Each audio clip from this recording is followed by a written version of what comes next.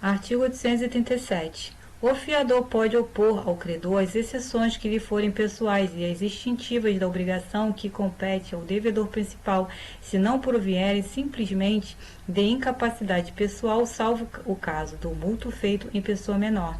Artigo 838. O fiador, ainda que solidário, ficará desobrigado, inciso 1, se, sem consentimento seu, o credor conceder moratória ao devedor. Inciso 2, se, por fato do credor, for impossível a subrogação nos seus direitos e preferências. Inciso 3, se o credor, em pagamento da dívida, aceitar amigavelmente do devedor objeto diverso do que este era obrigado a lhe dar, ainda que depois venha a perdê-lo por evicção. Artigo 839. Se for invocado o benefício da execução e o devedor retardando-se a execução cair em insolvência, ficará exonerado o fiador que o invocou, se provar que os bens por ele indicado eram, o tempo da penhora, suficientes para a solução da dívida afiançada. Capítulo 19. Da transação. Artigo 840. É lícito aos interessados prevenirem ou determinar o litígio mediante concessões mútuas. Artigo 841. Só quanto a direitos patrimoniais de caráter privado se permite a transação. Artigo 842. A transação far-se-á por escritura pública nas obrigações em que a lei o exige ou por instrumento particular, mas em que ela o admite. Se recair sobre direitos contestados em juízo, será feita por escritura pública ou por termo nos autos, assinado pelos transigentes e homologado pelo juiz. Artigo 843. A transação interpreta-se restritivamente e por ela não se transmitem, apenas se declaram ou reconhecem direitos. Artigo 844. A transação não aproveita nem prejudica, senão aos que nela intervierem, ainda que diga respeito a coisa indivisível. Parágrafo primeiro. Se for concluída entre o credor e o devedor, desobrigará o fiador. Parágrafo segundo. Se entre um dos credores solidários e o devedor, extingue a obrigação deste para com os outros credores. Parágrafo terceiro. Se entre um dos devedores solidários e seu credor, extingue a dívida em relação aos codevedores.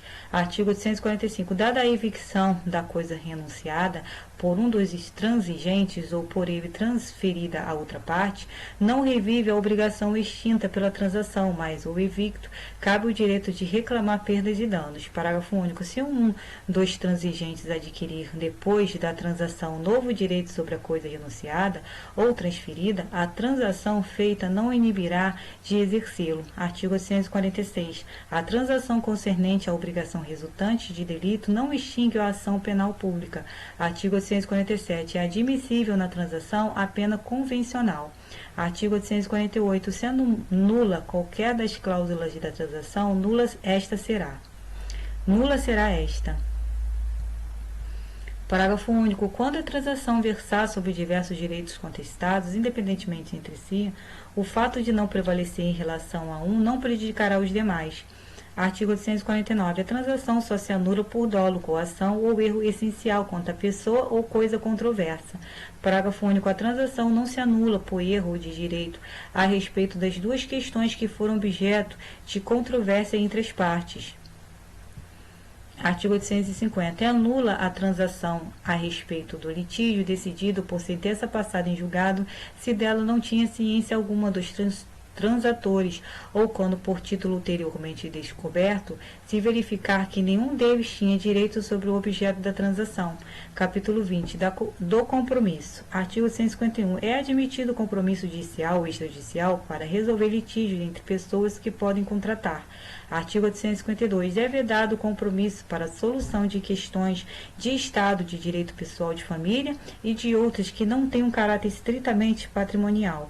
Artigo 853. Admite-se nos contratos a cláusula compromissória para resolver divergências mediante juízo arbitral na forma estabelecida em lei especial. Título 7. Dos atos unilaterais.